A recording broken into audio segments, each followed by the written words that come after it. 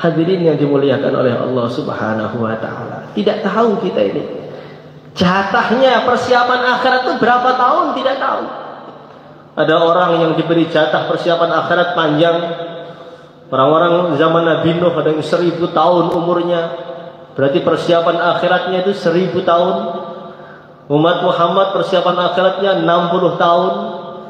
Ada orang yang sudah 50 tahun meninggal, berarti persiapan akhiratnya cuma berapa? 45 tahun. Ada orang yang setelah balik itu baru 5 tahun sudah meninggal, berarti persiapan akhiratnya cuma 5 tahun. Ada setelah balik itu orang 2 hari sudah meninggal, berarti 2 hari untuk mempersiapkan kehidupan selama-lamanya.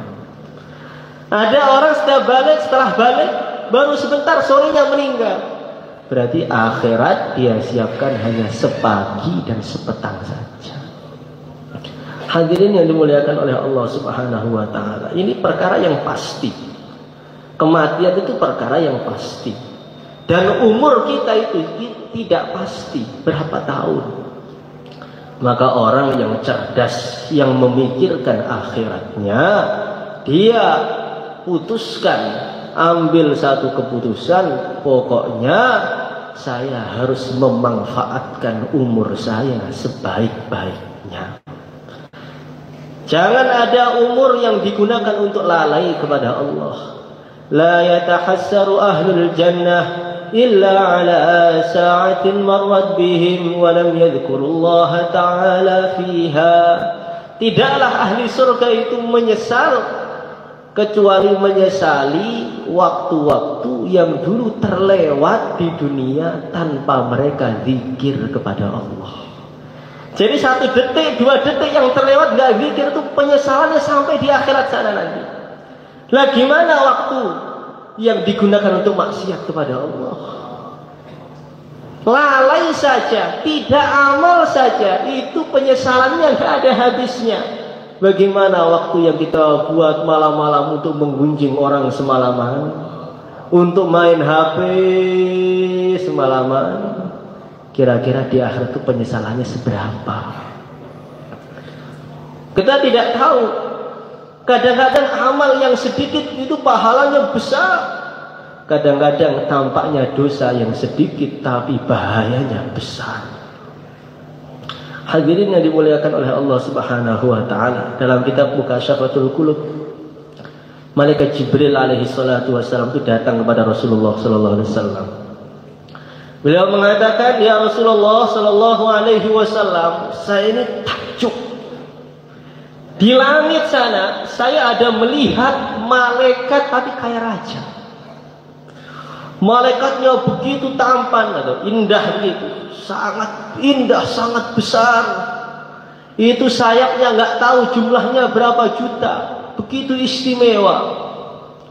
Saking mulianya malaikat tadi, itu Allah beri dia kemuliaan duduk di atas satu singgasana yang terbuat dari emas, dari intan, dari permata.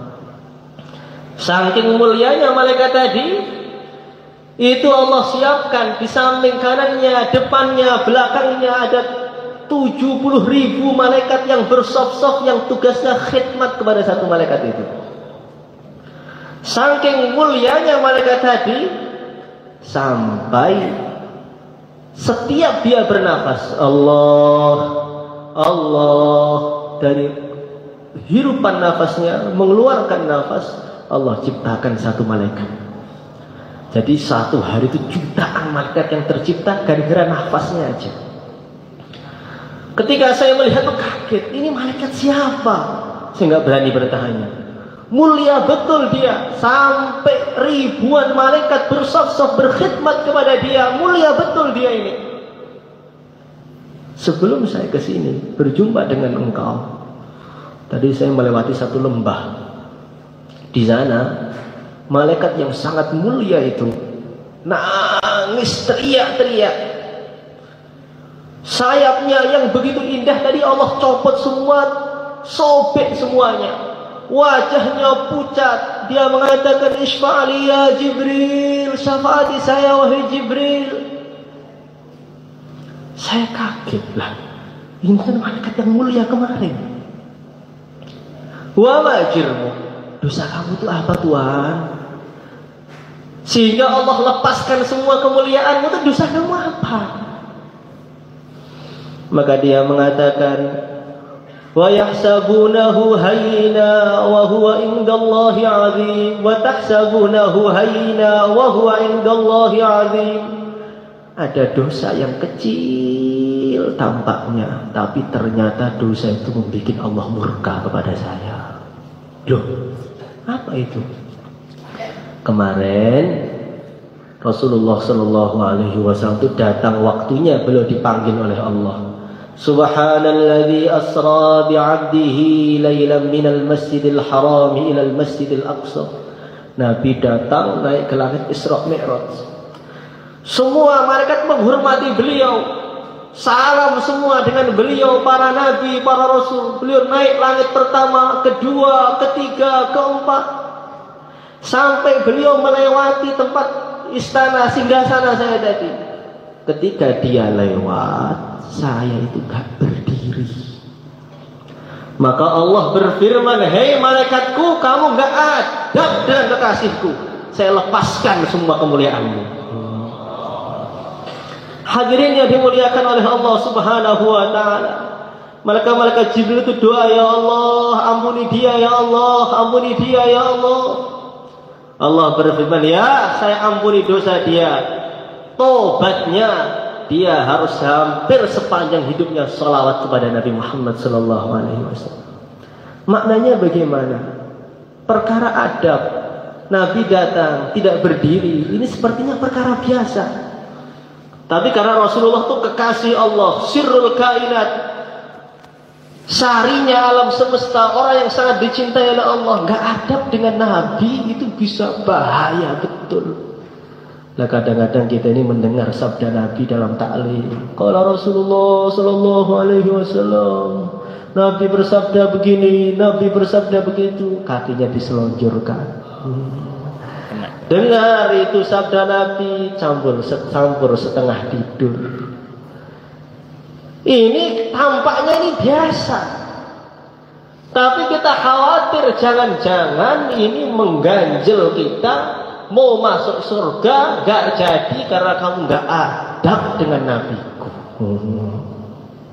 Hadirin yang dimuliakan oleh Allah Subhanahu wa ta'ala, Syekh Abdul Hasan As-Sadzili ini adalah walinya wali, Masya Allah, yang punya hizib Bahar, hizib Nasr itu.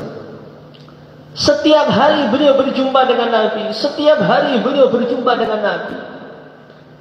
Ketika beliau sudah mulai ngajar kitab fikih, langsung gak ketemu Nabi lagi. Gak pernah ketemu Nabi lagi. Dia sedih, ya Allah, salah saya apa? Saya ngajar hukum-hukum agama, kenapa tiba-tiba saya ini kok gak ketemu Nabi lagi? Sampai berapa hari, 40 hari atau 4 bulan, saya lupa riwayatnya. Setelah itu beliau istikharah, doa, tobat. Maka jumpa dengan Nabi Muhammad SAW. Ya Rasulullah SAW, kenapa engkau ini kok gak mau ketemu dengan saya? Kenapa? Apa jawaban Nabi?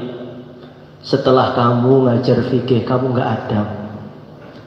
Kamu manggil Imam Syafi'i, Syafi'i mengatakan, Malik mengatakan, itu adalah kekasih saya. Kamu panggil Malik, Syafi'i, saya gak suka dengan kamu itu. Jadi adab itu perkara yang tampaknya biasa, tetapi ini adalah perkara yang sangat penting. Seorang wali merasa hatinya itu gelap sampai 40 hari, bingung dia, apa salah saya ini? Ketika dia istikharah tanya gurunya, ketemu itu salahnya apa? Masuk WC pakai kaki kanan. Itu sudah menggelapkan hati selama 40 hari. Hadirin yang dimuliakan oleh Allah Subhanahu wa ta'ala. Maka kita ini hidup ini yang fokus. Pokoknya amal, keluarkan jamaah sebanyak-banyaknya. Perkara-perkara yang tidak penting tidak perlu diruncingkan. Menghabiskan umur tetapi tidak menambah amal. Maka hidup itu sudah berapa banyak saya baca Al-Quran. Minggu ini jamaah sudah mau dikeluarkan berapa? Bagaimana amal masjidnya? Bagaimana? Menggunjing orang, debat sana sini, panas-panasan di media sosial, itu sudah nggak zamannya. Menghabiskan waktu. Hadirin yang dimuliakan oleh Allah Subhanahu wa taala, itu hanya menghabiskan waktu dan menghabiskan pahala. Maka kita ini harus fokus. Umur yang sisa umur kita ini kita gunakan untuk amal sebanyak-banyaknya dan sebaik-baiknya. Kita kalau amal di depan raja ditunggu oleh Pak Presiden. Kerja itu hati-hati. Kenapa Tuhan kerjanya hati-hati? Diawasi Pak Presiden. Saya nggak berani kerja seenaknya. Kita berbuat di depan kiai, di depan orang-orang mulia, nanti akan hati-hati. Ini ada Pak Kiai, saya nggak mau berbuat seenaknya. Nah, kita setiap hari diawasi oleh Allah. Sholat kita ini dilaporkan kepada Allah, dakwah kita dilaporkan kepada Allah, zikir kita dilaporkan kepada Allah, tahajud kita juga dilaporkan kepada